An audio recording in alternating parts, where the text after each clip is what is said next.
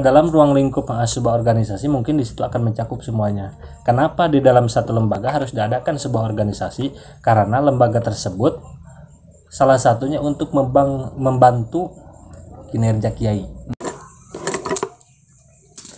Assalamualaikum warahmatullahi wabarakatuh. Alhamdulillahirrahmanirrahim. Wa bihi nasta'in ala umuri dunya waddin wa ala alihi wa sahbihi ajmain, amma ba'du. Alhamdulillah, malam ini adalah malam yang sangat spesial. Saya didampingi bersama Rois Am, Mang Abi, dan Iman. Alhamdulillah.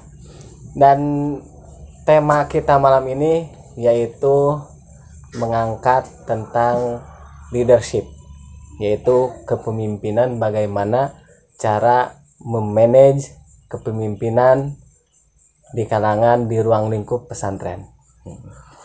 Dan alhamdulillah narasumber kita kali ini sangat luar biasa. Dan Mang Abi ini asal dari mana, Mang Abi? Oh, asal saya dari Sukabumi. Oh, dari Sukabumi. Ya. Nama asli itu siapa? Nama asli Abi Mujaki. Oh, Abi Mujaki. Kawit di Sukabumi. Mohon. Sukabumi mah sudah banget perkenalan. Oh, Sunda banget. Nah, berarti orang Sunda nya. Alhamdulillah. Silakan, mau bahasa Sunda oke, mau bahasa Indonesia juga hayu gitu. Oh, alhamdulillah. Kawit di mana, Kang? Abi kawit di Karawang. Karawangna pilih mana? Karawangna pilih Romerta. Oh, Romerta. Alhamdulillah. Nami asli? Nami asli Abi Imad Mutawali. Imad Mutawali. Alhamdulillah. Saya juga bisa dipanggil Jarod Sebastian lah. Oh, Jarod Sebastian. Mungkin lebih booming, lebih dikenal dengan nama Jarod Sebastian daripada Abi Mujaki. Soalnya nama Abi Mujaki itu terlalu mainstream lah buat saya. Kalau nama Jarod itu mungkin lakob lah. Oke. Dan itu nama Instagram juga? Nama Instagram Abi Mujaki. Oh, Abi Mujaki. Ya. Dan nama Facebook pun Jurik Jarian, nama Facebook. Jurik Jarian. Ya, Jurik Jarian. Kalau Mang Iman ini? Nama Facebook saya itu Ari Kitu Kumaha. Ari Kitu Kumaha. Ari Kitu Kumaha. Instagram? Instagram itu teu apa. Teu apa? Iya. Teu apa memang benar-benar teu apal? Apakah memang namina teu apa? Emang teu apa. Emang teu apa. Ya nanti di follow nanti saya follow back lah.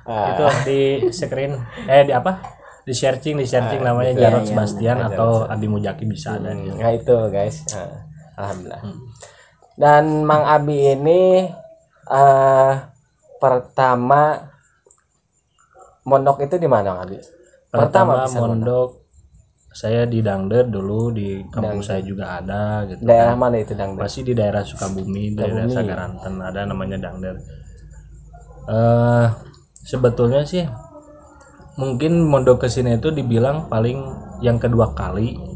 Bisa juga dibilang yang pertama. Kenapa sekarang bisa dibilang yang pertama? Mungkin dulu itu identiknya lebih fokus ke permasalahan yang formal kayak gitu kan. Contohnya seperti sekolah lah dulu. Sekolah. Dulu sekolah sampai alhamdulillah saya sekolah sarjana. Oh, sarjana. Alhamdulillah. Sarjana sarjana darurat. Sampai SN aja gak usah banyak. Sampai SN ya, tapi alhamdulillah ya. Dan Mang Abi ini di sini itu menjabat sebagai, alhamdulillah saya di sini dipercaya menjabat sebagai, bisa dibilang rois ya. Sebetulnya kurang klub buat saya itu menjabat sebagai rois. Mungkin karakteristik sebagai seorang rois itu harus bisa mencakup menyeluruh, ya kan. Kalau rois itu pertama kita harus tahu detail bagaimana program pesantren, tahu detail karakteristik seseorang, tahu detail sifat dan tingkah laku seseorang itu seperti apa. Terus dan tahu detail juga permasalahan yang ada di pondok pesantren. Makanya ya mungkin ini sebagian lah yang sholat. Yang gitu kan. Jadi tuntutan, bisa dibilang tuntutan. Mungkin berawal dari tuntutan menjadi kebiasaan agar nantinya menjadi terbiasa. Alhamdulillah. Tuh. Tapi boleh saya kutip ya dari hadis Rasul. Boleh. Kata Rasul, tasarruful imam ala ra'iyatihi bil maslahat. Jadi seorang pemimpin itu kan memberikan sebuah kemaslahatan.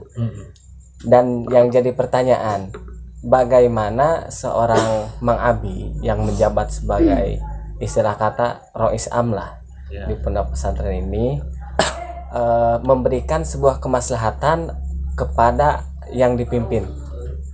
Oh ya. Jadi menurut saya Ya.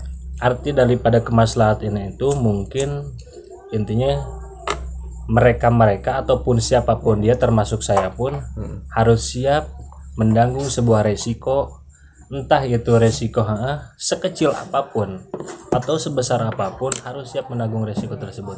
Karena sebagai seorang pemimpin itu tanggung jawabnya gede kan, bener gak? Tanggung jawab yang cukup spektakuler meskipun hanya ruang lingkup di dalam pesantren. Kenapa di dalam pesantren harus diadakan sistem organisasi? Nah, kenapa itu harus diadakan sistem organisasi? Karena untuk meminimalisir seseorang atau meminimalisir sebuah lembaga yang ada di pesantren. Apalagi kan pesantren itu kan untuk membina akhlak kan. Makanya dibantu dengan sistem organisasi gitu. Bahkan setiap orang yang masuk ke pesantren itu gak harus orang bagus, gak harus orang baik, gak harus orang jelek, semuanya bisa masuk pesantren. Bahkan nih ada sedikit bernostalgia lah, sedikit bernostalgia. Ini menarik sekali nih. Sedikit bernostalgia. Mungkin saya itu salah satu orang yang begitu kurang fanatik terhadap pesantren, begitu kurang respect terhadap pesantren. Kenapa? Dulu. Kenapa saya kurang respect, kurang fanatik terhadap pesantren? Mungkin dulu saya cenderung terhadap sekolah. Meskipun sekolah saya nggak begitu tinggi lah, tapi saya kok di pesantren seperti ini gitu kan. Di pesantren itu seperti ini, artinya seperti ini tuh mungkin pengalamannya terlalu minim. Pengalaman terlalu minim sehingga membuat saya tuh kurang begitu respect terhadap pesantren. Sedangkan di sekolah itu kan berbagai asas, berbagai pengalaman selalu diajarkan dan dikaitkan dengan apa-apa itu yang menyangkut diri kita sendiri. Nah, terus mungkin sudah jalan saya juga. Akhirnya suatu ketika saya diajak sama orang tua saya untuk bersilaturahmi terhadap satu pesantren, dan di pesantren tersebut tuh ada seorang guru yang begitu istimewa. Istimewa dalam arti seperti apa itu?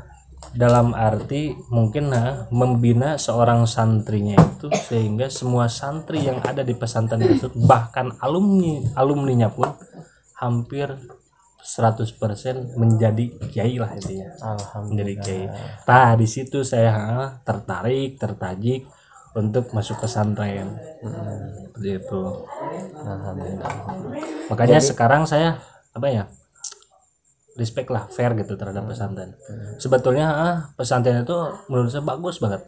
Bagusnya dalam artian apa?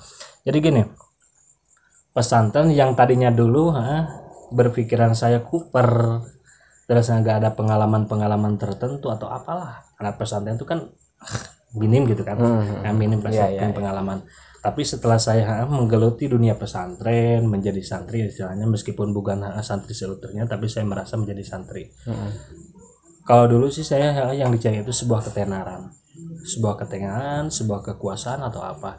Tapi saya menemukan dalam satu kaidah dalil menurut Syekh Ibnu Athaillah As-Sakandari fi Kitabil Hikam, kun tolibal istiqomah wala takun tolibal karomah fa innal karomata ta'ti bil istiqomah. Anda mau masuk kemanapun, mau masuk dalam lembaga apapun, ketika Anda hidup, ketika Anda berkeluarga, ketika Anda bermasyarakat, jangan pernah Anda menyelipkan dalam hati Anda untuk mencari ketenaran, untuk mencari kemuliaan, tapi carilah keistiqomahan. Ketika Anda beristiqomah dalam satu bidang, dalam satu lembaga, dalam satu organisasi, di situ pasti ada kemuliaan akan mengikutinya. Soalnya kemuliaan akan terangkat oleh keistiqomahan. Bisa ditemukan dengan istiqomah. Yang tadinya nggak belajar, yang tadinya sholatnya jarang atau apa, yang penting kita ada tekad aja, ada kemauan aja, terus beristiqomah seperti itu.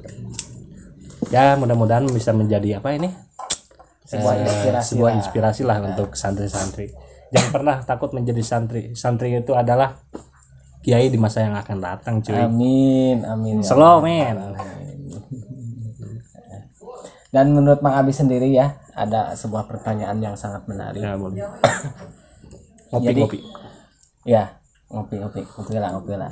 Santai boy, santai.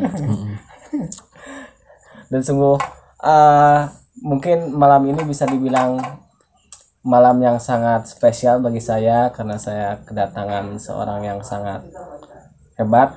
Aduh, malu saya. Sok arera lur. Alhamdulillah. Teu nyangka ujug-ujug datang ke kebong, hayu cenah siap gitu nya, alhamdulillah.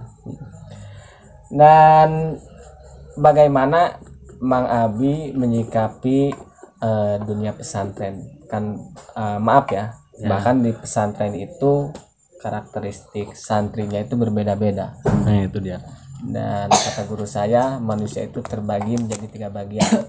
Yang pertama yang pro sama kita, yang kedua yang kontra, yang ketiga adalah orang yang biasa-biasa saja.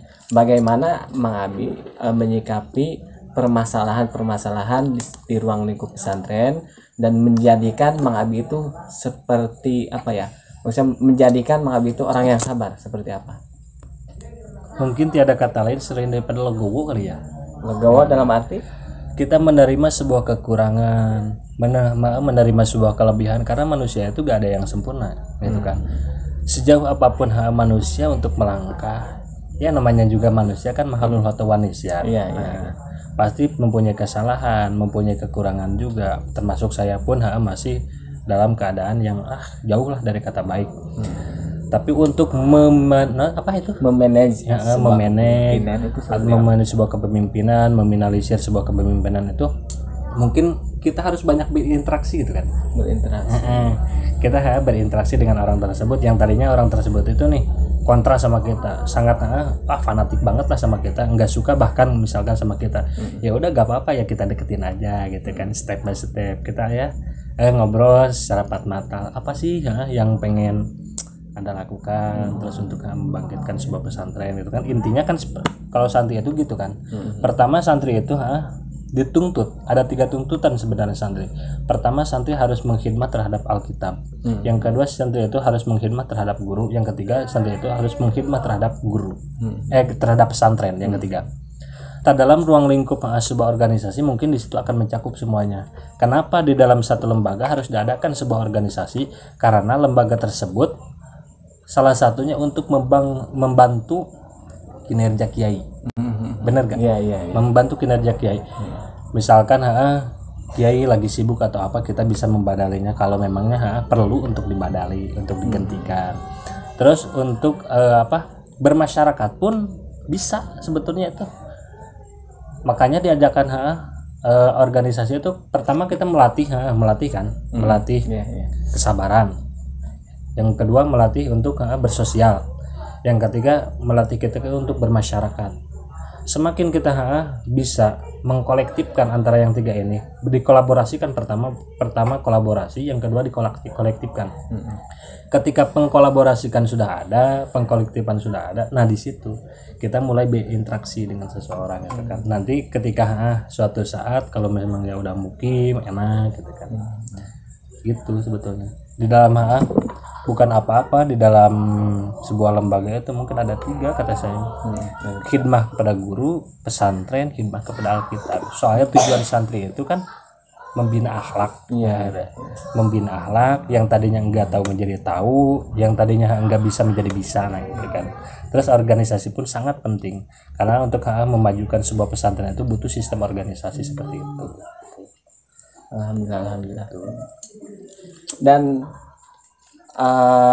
Mang Abi ya, ini ada sebuah pertanyaan yang sangat menarik. Boleh. Jadi tantangan apa yang sulit dilewati sebagai seorang pemimpin? Yang sulit dilewati menjadi seorang pemimpin sebetulnya bersosial sangat susah. Bersosial. Contohnya Bersosial ya, kita itu kan yang tadi memahami karakter orang paling susah itu. Kadang tadi juga kan udah dibahas, ada yang pro ada yang kontra ya. Kita harus bisa menyatukan antara yang pro yang kontra itu bisa jadi respect terhadap kita. Menyatukannya dengan cara apa? kita mungkin tidak bisa menyatukan dengan cara omongan ataupun dengan cara apa-apa. Kita hanya bisa menyatukan dengan kinerja kita dan tindakan kita yang positif. Nah, itu dia. Supaya orang tersebut melihat kepada kita, oh, ternyata orang yang saya gak suka orang itu, saya gak suka sama orang itu, orangnya gini. Ternyata tindakan saya itu kan benar. Misalkan kita melakukan patrol atau apalah sebagiannya, atau berkhidmat kepada guru, nanti orang tersebut akan, oh, ternyata saya tuh salah gitu kan, harus kayak gini. Satu harus kayak gini gitu kan, harus melihat ternyata seorang pemimpin itu ya mungkin mengarahkannya kepada hal-hal yang positif lah intinya gitu. Seperti kita mengajak untuk berjamaah, terus patrol, berkhidmah. Yang patrol paling itu utama apa itu ya? Mungkin dari patrol kan. Piket lah. Piket. Piket. Nah, piket bebersih loh. Ya kan penonton kita kan Siap. banyak santri juga, banyak yang di luar santri, mungkin mereka tidak tahu apa itu patrol gitu ya. Oke, siap. Jadi patrol itu adalah Piket. Jadi gitu, piket dalam bahasa pesantren itu adalah patrol. Dan bagaimana Mang Abi sebagai seorang pemimpin ya, yang maksudnya yang dimaksud Mang Abi itu kan sebagai pemimpin nih ya. Jadi bagaimana cara Mang Abi mencontohkan perilaku dengan baik dan supaya orang itu gimana ya, melihat pribadi kita itu sebagai sosok yang baik, seperti apa sih itu?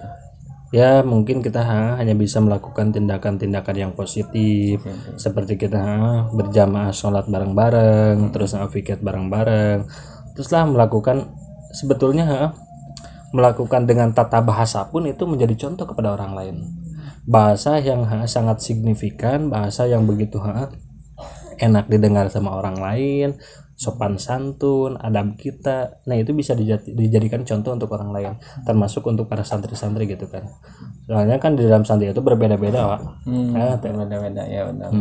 Kan aya nu bahasana kasar, nu bahasana alap, bahasana kieu komo kan jeung urang Banten mah udah lieur kadang-kadang mah eta. Asli lieur. Kadang kan cek urang Banten mah ieu teh bahasa teh lemut lah. Ya, lemut atau lemas gitu kan, atau naon lah beda. Orang kan beda tanggapan kalau orang Sunda mah geuningan Soalnya Sunda itu beraneka ragam bahasa. Iya. Gitu. Alhamdulillah. Dan Mang Abi di sini menjabat sebagai seorang pemimpin itu dari tahun berapa? Saya di sini tahun 2017 kalau nggak salah. 2016. Alhamdulillah nyampe sekarang udah 3 periode. 3 periode. Dulunya 3 periode. Tapi saya apa gitu yang harus saya persembahkan untuk pesantren, untuk kiai, untuk santri-santri. Selama saya menjabat sebagai seorang roi, saya belum pernah ngerasa belum pernah memberikan contoh yang terbaik gitu kan. Padahal seorang pemimpin itu harus memberikan contoh yang lebih baik. Kalau saya gitu belum pernah merasa gitu kan. Mungkin kebanyakan dosa mungkin lah.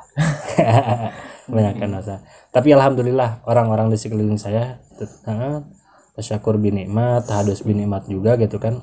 Orang-orang yang dekat sama saya bukannya sombong ataupun apa, ini hanya tasyakur dan tahadus binikmat saja. Iya. Semuanya beranggapan positif.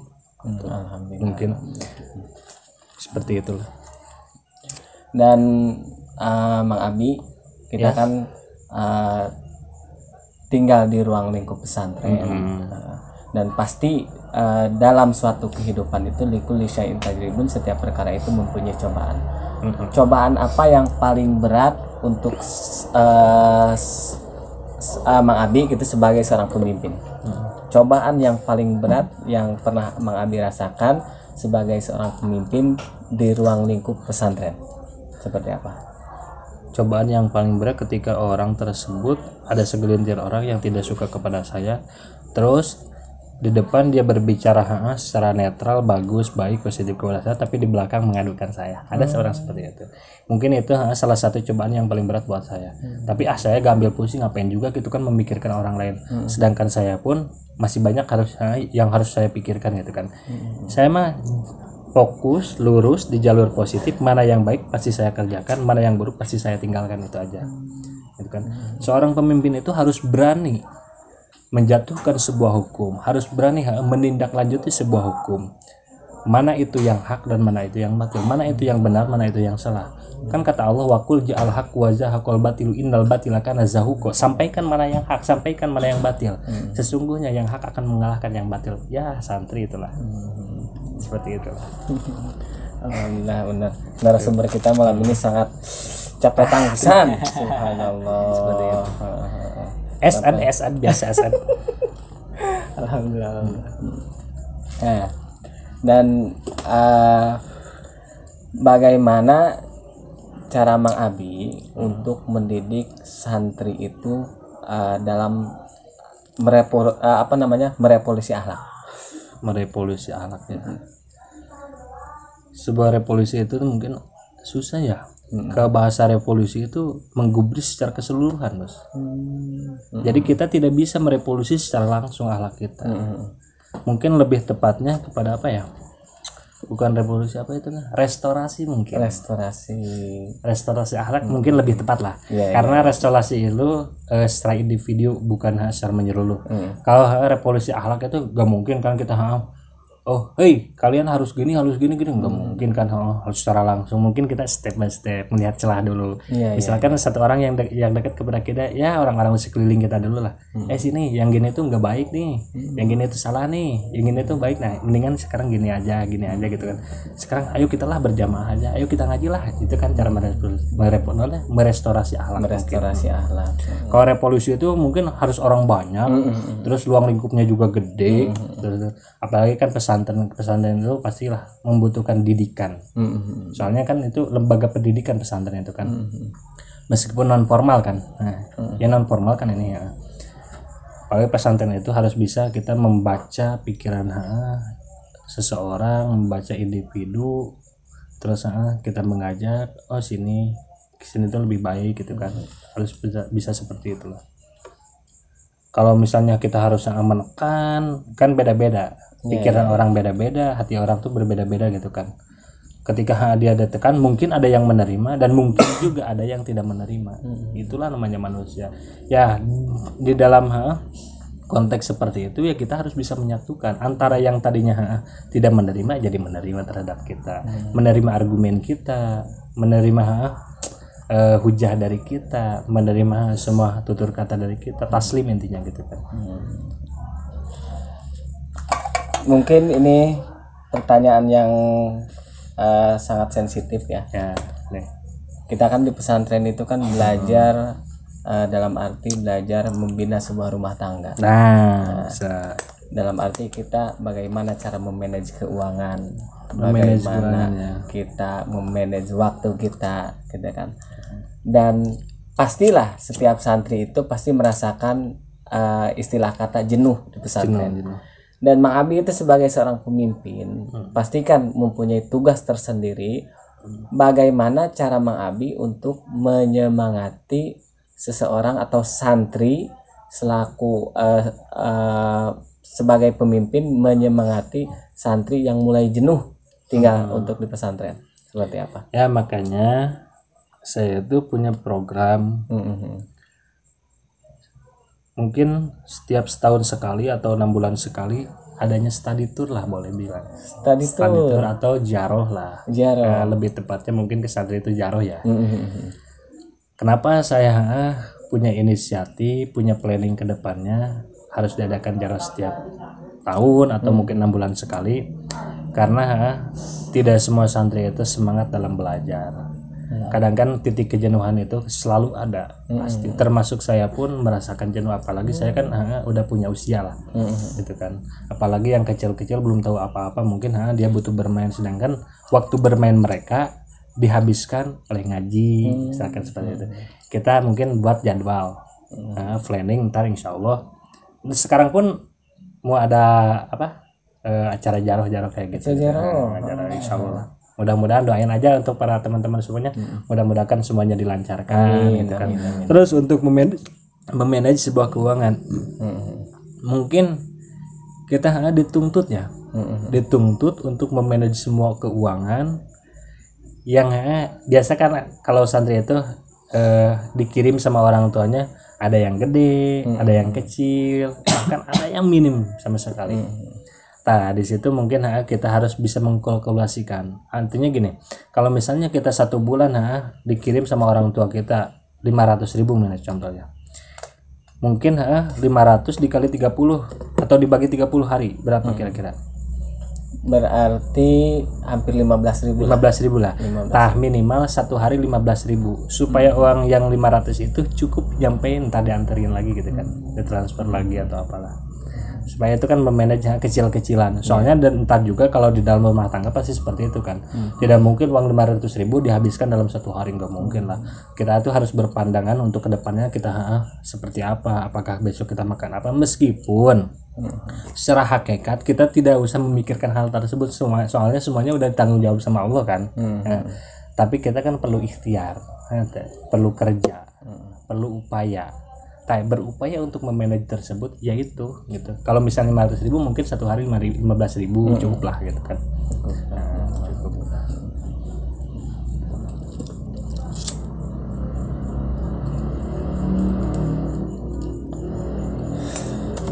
Ini gimana ini Bapak ini? Oh iya, belum ditanya-tanya. Aduh, saya udah serak. Alhamdulillah, tukang cik gimana? Baik. Air minum. Haus lur, aduh. Bentar, kita santai ngomong sama saya mah, relax aja lah, santai aja gitu. Kita ngobrol happy aja, jangan terlalu canggung atau apa, biasa aja. Siap. Yang penting happy, senang gitu kan, gembira. Dan jabatan Mang Imad ini di pesantren sebagai masyarakat biasa. Masyarakat biasa. Dan sebagai masyarakat biasa, bagaimana tanggapan seorang Mang Imad mengenai kepemimpinan Mang Abi sebagai Rois Am di pondok pesantren ini? Menurut saya sih ya alhamdulillah. Selama jabatan Mang Abi ini ya mungkin tidak sepenuhnya berjalan mulus. Ya ada kalanya ada masalah-masalah sedikit lah, wajar lah, yang namanya juga menjalani rutinitas. Tuh bareng-bareng otomatis kita membutuhkan sebuah kerjasama dan saling respect antara satu sama lain gitu, saling menghargai satu sama lain. Ya seperti itulah. Pastilah dalam suatu organisasi itu pasti ada masalah, tidak ada yang mulus 100%.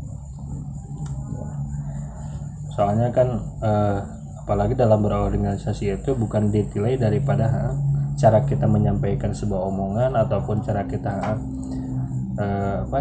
mempunyai gagasan yang luas, tapi dinilai dalam sistem bekerja kita, kinerja kita, berinteraksi kita di situ, aktivitas kita, terus berkolaborasi kita sehingga bisa mengkolektivitaskan sebuah organisasi dengan orang-orang tersebut gitu kan. Dan pengalaman Mang Abi selama menjabat sebagai Rois Am di pondok pesantren ini, apakah ada pengalaman-pengalaman lain untuk tahun ke belakang menjadi sebagai Rois atau sekretaris? Belum. Saya baru pertama kali, dan saya pun kata saya juga pertama kali menginjakan pondok pesantren yang jauh itu ke sini gitu kan, di Mursyidul Falah gitu kan. Di Mursyidul Falah. Ya, di Mursyidul Falah. Dulunya saya emang lebih terfokus kepada sekolah gitu kan, main kayak gitu. Kata saya juga dari dulu kan tadi saya udah bilang saya tuh bukan salah satu di antara mereka orang-orang yang respect terhadap pesantren, karena saya masih intinya resep bermain lah. Masih resep kene main, wah ini itulah banyak lah. Mungkin kehidupan saya dulu itu di jalan lah, di jalan, enggak di pesantren. Tapi setelah mungkin ada hidayah dari Allah juga, terus ada ilham dari Allah sehingga mendesak saya untuk masuk pesantren, mendesak saya untuk masuk lembaga. Terus saya banyak berinteraksi dengan santri. Ternyata santri itu enak, asli. Santri itu paling enak. Kenapa disebut paling enak? Karena santri itu ya pekerjaan mengaji, tidur, ngaji, itu uang udah dikirim. Apalagi coba yang kita mau pikirkan, hidup paling enak itu santri boy. Asli. Santri asli. Bermasyarakat dididik, ilmu pun juga dikasih, uang dikasih, tidur enak, gak ada beban. Apalagi coba yang kita harus pikirkan. Ya mungkin suatu saat kalau kita pulang ke rumah ditanya lah sedikit, kamu dapat apa di pesantren, mungkin seperti itu. gitu. Dan pencapaian Mang Abi sebagai Rois Am di Pondok Pesantren Mursyidul Falah itu apa yang sudah Mang Abi sebagai pemimpin yang sudah Mang Abi capai sampai saat ini? Alhamdulillah mungkin ada segelintir lah, segelintir yang membuat saya bangga. Insya Allah pasti guru saya juga bangga dan mengharumkan nama pesantren, termasuk sudah 2 tahun berturut-turut kita mengikuti lomba, mungkin lomba alfiah ya, lomba alfiah Yang terus, diadakan yang diadakan di Kabupaten Purwakarta. Kita semuanya menjuarai dalam tidak menjuarai, terus mutawasid pun menjuarai, muntahi pun menjuarai semuanya. Itu kitab yang diperlombakan itu apa aja? Yang Alfiah, kemarin yang kemarin itu kan Alfiah. Alhamdulillah 1 2 3 kita yang dapat. Juara 1, juara 2 dan juara 3 kita dapat. Terus Fathul Muin juga alhamdulillah kita dapat, meskipun ya juara 2 lah. Alhamdulillah. Juara 3. Jurumnya kita dapat alhamdulillah 1 gitu kan, juara 1. Terus apa itu? Fathul Muin udah. Johar Maknun. Kita dapat 1 2 gitu kan. Alhamdulillah. Pokoknya sangat membanggakan bagi saya gitu kan. Bisa melihat mungkin anak didik saya juga ya ini ya. Bisa ya kan namanya program itu kan. Iya.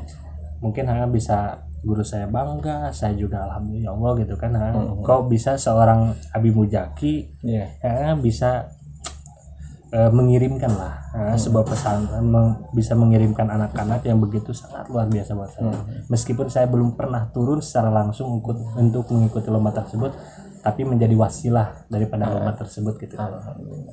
Berarti 2 tahun ke belakang ini kita menjuarai di Kabupaten Purwakarta.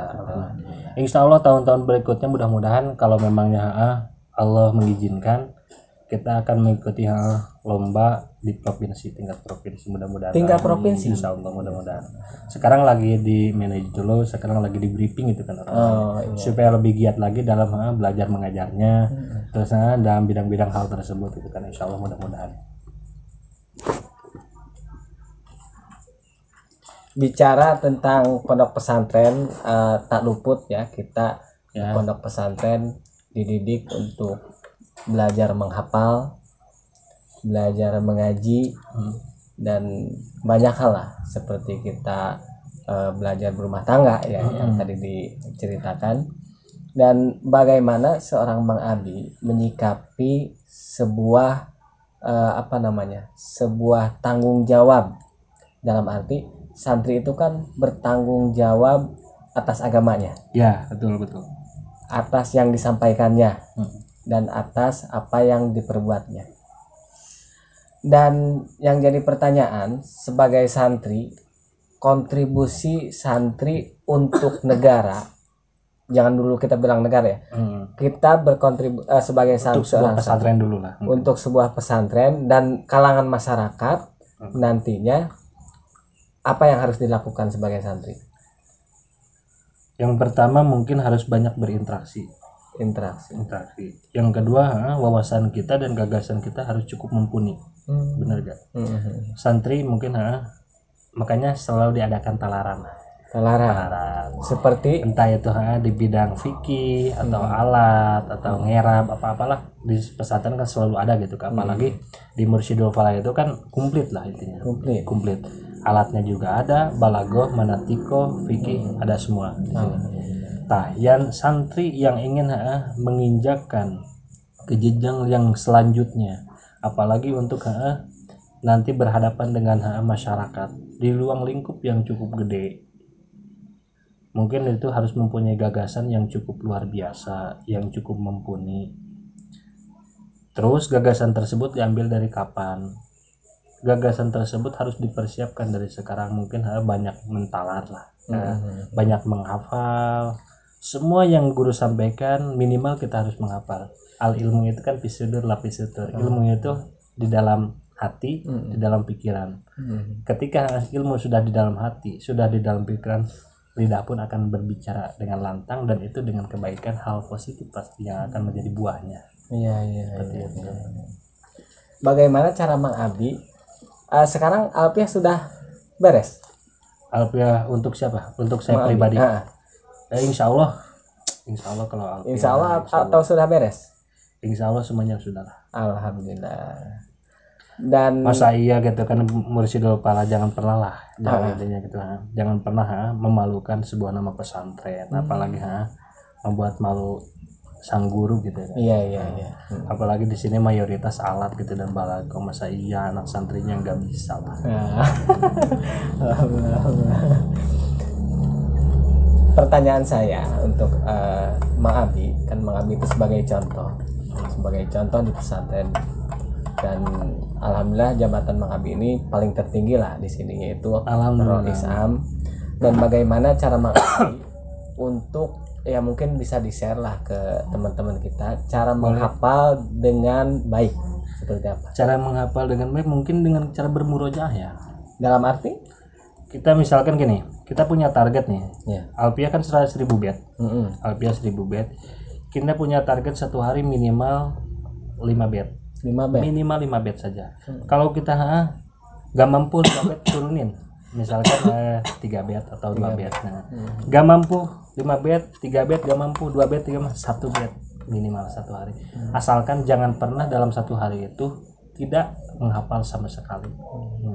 Karena sistem otak kita tuh nggak sama, karena pemikiran kita nggak sama gitu kan, kecerdasan pun nggak sama. Kadang ada yang cerdas, kadang juga ada yang lelet gitu kan. Ya kita semampunya aja lah, semampunya. Asalkan setiap hari, yang penting tekun aja, tekun ulat udah seperti itu. Ya kerasa juga sama saya juga nggak seperti orang-orang ya yang terbilang orang cerdas, pintar atau apa. Saya itu termasuk orang yang bodoh gitu kan, orang yang belet mungkin di Sunda. Ya makanya saya merumasakan mengkaji diri juga. Saya ini kan orang pintar juga enggak, cerdas juga enggak, mungkin termasuk kategori manusia apalah gitu. Saya mungkin harus tekun gitu, salah satu kuncinya tekun. Saya tuh setiap hari 1 bed, kadang setengah bed, 1 bed setengah bed, udahlah gitu. Yang penting terus nanti juga kan insya Allah pasti akan menemukan finish tertentu kan. Dimana kita ada kemauan, di situ kita ada jalan gitu kan, pasti. Yang penting berarti kemauan dulu gitu kan. Di mana ada kemauan, di situ ada jalan, pasti ada hasil. Oh iya. Itu. Lu kayak minum baik. Nah, sok saya dah.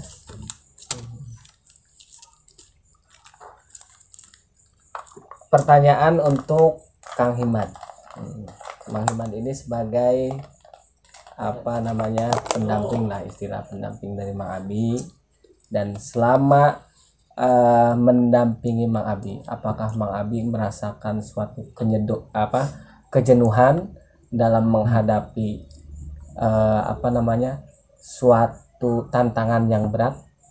Apakah hal itu ada atau tidak ada? Ya mungkin dari seorang pribadi Mang Abi sendiri ya, kejenuhan itu pasti ada lah. Kejenuhan pasti ada. Cuman yang saya salurkan itu dari Mang Abi tidak menyirikan rasa kejenuhan tersebut. Jadi seolah-olah dibawa ya happy aja, dibawa santai. Walaupun ya di depan itu masalah terus gitu. Walaupun dan masalah banyak dan begitu besar gitu. Tapi ya dibawa santai. Jadi tidak tidak riweuh. Saya naon sih riweuh teh. Enggak dibawa ribet berarti. Enggak dibawa ribet eta meureun. Selalu enjoy lah. Saya letak sedang yang penting legowo lah gitu. Kita menerima semuanya aja gitu kan. Kita bawa happy, bawa enjoy, legowo gitu kan. Ya problematik kan pasti setiap itu selalu ada gitu kan, problematik kayak gitu lah. Kita gak usah pusing-pusing mikirin yang terlalu mainstream kayak gitu lah. Pertanyaan terakhir untuk Mang Abi. Boleh. Bagaimana Mang Abi selaku Rois Am di sini, selaku pemimpin, bagaimana cara Mang Abi menyemangati untuk kalangan kita santri-santri untuk rajin menghafal, untuk rajin belajar sampai menemukan titik terang. Titik terang. Yang pertama rajin. Yang kedua ulet. Rajin dalam bidang apapun kita selalu geluti. Ulet dalam bidang apapun kita selalu geluti. Sesuatu yang berdampak positif, sesuatu yang menurut agama itu bagus, ya kita geluti. Terus geluti. Jangan pernah memikirkan sebuah problem, karena setiap problem pasti selalu ada. Namanya juga kehidupan, apalagi seorang santri. Santri itu kan emang susah lah, susah gitu kan. Susah, mungkin susah dalam apa-apa ya. Santri mah emang susah.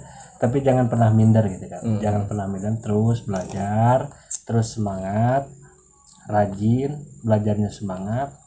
Buktikan kepada orang tua kita, buktikan kepada guru kita, buktikan kepada diri kita sendiri bahwa kita tuh mampu untuk belajar dan mampu untuk menguasai ilmu agama. Soalnya di zaman sekarang itu yang paling penting itu ilmu agama. Tiada lain tiada bukan itu ada di pesantren. Apalagi melihat mayoritas di zaman sekarang itu mungkin banyak sudah menjadi zaman apa ya, apa sebutnya, akhir zaman atau ya mungkin akhir zaman bisa jadi gitu kan. Mayoritasnya kan orang-orangnya udah kayak gini lah. Zaman apa gitu.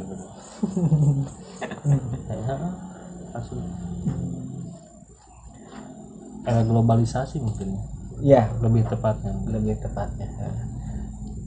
dimana orang-orang itu sudah susah lah membedakan mana yang hak, susah membedakan mana yang batil, bahkan sekarang itu menghalalkan segala cara gitu kan. Mungkin banyak contohnya santri itu kan dituntut harus bisa, kalau hukum yang hak tegakkan, kalau yang batil tegakkan. Contohnya sekarang ini kan, itu kan maling, ya maling, namanya maling pasti itu haram dan dilarang oleh agama. Jangankan maling gede, sekecil apapun kita mengambil barang orang yang bukan hak kita, itu namanya maling tetap. Bener gak? Iya. Sekarang udah hampir mayoritas, jangankan di kalangan luar, di santri pun selalu ada. Nah, makanya dari itu mungkin sebagai motivasi nih lah. Jangan pernah kita berani-berani mengambil barang yang bukan hak kita, sekecil apapun itu. Maling tetap maling gitu kan. Soalnya ketika kita sudah berani mengambil hal kecil, otomatis hal besar pun akan berani gitu kan. Apalagi santri itu harus netral, boy. Netral dalam arti netral, pokoknya santri harus netral. Mengemukakan sebuah hukum harus berani. Mana yang hak, mana yang benar, mana yang batil, mana yang salah, harus ungkapkan. Santri itu. Berbicara tentang netral, jadi nambah nih pertanyaan. Silakan. Dalam kitab Jami'ul Bayan saya pernah melihat la yakmulur rajulu aliman illa qadim tuliya bi arba'ati asya. Tidak akan sempurna seorang laki-laki, seorang yang beriman, terkecuali orang itu dicoba dengan 6 perkara.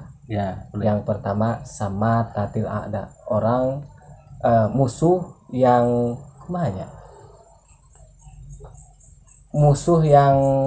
kumanya hesenya ngomongna ya sok sadale sudah. Jadi banget nganjinjerin musuh yang memberontak lain ya. Yang kedua itu wamula matil asdiko, yang tadinya teman kita menjadi seorang munafik dah. Yang ketiga wahasadil ulama, kiai itu silih zolimi dan saling menjatuhkan. Dan yang keempat itu yaitu wata'nil juhala, orang yang bodoh, tidak tahu apa-apa tapi dia ikut menjelekkan para alim ulama. Bagaimana tanggapan Mang Abi sebagai selaku santri menghadapi cobaan dan tantangan yang ada pada hadis tersebut? Bainal ifrat atau tafrid, dalam arti kita harus berada di posisi tengah-tengah. Khairul umur awsatuha mungkin. Bener gak? Iya. Jangan terlalu gegabah, jangan terlalu apik. Kita harus berada di posisi tengah-tengah. Apalagi Ahlus Sunnah wal Jamaah itu harus ada di tengah-tengah. Ya intinya kita harus netral. Semuanya harus netral. Netral setelah kita menemukan sebuah kejahatan atau kemunafikan, kezaliman seperti itu kan kita harus netral. Netral dalam artian kita harus berada di porsi tengah-tengah. Kesini enggak, yang penting kita menselaraskan jalan bahwa kita itu ini baik gitu kan menurut kita, dan menurut syariat Islam pun baik, menurut Ahlus Sunnah pun baik, kita menjalankan yang itu aja. Gak perlu repot-repot kita mikirin yang enggak. Yang penting kita mempunyai itikad yang baik untuk menselaraskan Islam itu menjadi rahmatan lil alamin. Alhamdulillah, Islam itu sebagai rahmatan lil alamin. Alhamdulillah, perbincangan malam ini sangat menarik dan sangat banyak ilmu yang telah Mang Abi dan Mang Himad berikan kepada kita. Mudah-mudahan ini menjadikan sebuah motivasi untuk para santri untuk lebih giat lagi belajar, lebih giat lagi menghafal, dan untuk lebih sabar dalam menghadapi tantangan dan zaman dan cobaan. Mungkin ada sedikit ajakan atau sebuah motivasi dari saya. Karena saya pribadi mungkin terjun ke pesantren dari sebuah motivasi. Ayolah kita nyantri gitu kan. Kenapa kita harus nyantri? Jangan pernah gengsi, jangan pernah minder, jangan pernah insecure ya. Yang benar, jangan pernah insecure terhadap santri. Ayo kita nyantri. Meskipun hari ini santri merasa terjelekan, merasa tersisihkan, bahkan merasa tergoyangkan, tapi suatu saat nanti santri akan jaya di masanya. Alhamdulillah. Yuk kita bareng masak-masak cuy, sini cuy. Dan pondok pesantren ini mungkin dari kalangan teman-teman kita, penonton-penonton kita, ada yang mau tahu ini namanya pondok pesantren apa, alamatnya di mana, gitu. Ini namanya Pondok Pesantren Mursyidul Falah 2, alamat Kampung Cimuntuk, Desa Sukartani, Kecamatan Sukartani, Kabupaten Purwakarta. Ayo kita ngopi di sini, kita sharing sama-sama di sini, kita ngaji bareng-bareng di sini. Ngopi tanpa ngaji, hampa boy. Allah. Jangan terbalik, ngaji tanpa ngopi hampa, jangan. Ngopi tanpa ngaji hampa. Oke. Terima kasih untuk Mang Abi dan untuk Mang Himad. Alhamdulillah banyak ilmu yang telah kita dapatkan, dari mulai kita bagaimana cara memanage keuangan di pesantren, bagaimana kita memanage akhlak-akhlak apa yang telah kita pimpin, dan bagaimana kita memanage menjadikan sebuah pemimpin itu adalah kemaslahatan untuk kita. Alhamdulillah. Terima kasih Mang Abi. Siap, sama-sama. Dan untuk waktunya, dan Mang Himad terima kasih dan waktunya. Mungkin cukup sekian dari saya. Terima kasih. Wassalamualaikum warahmatullahi wabarakatuh. Waalaikumsalam warahmatullahi wabarakatuh.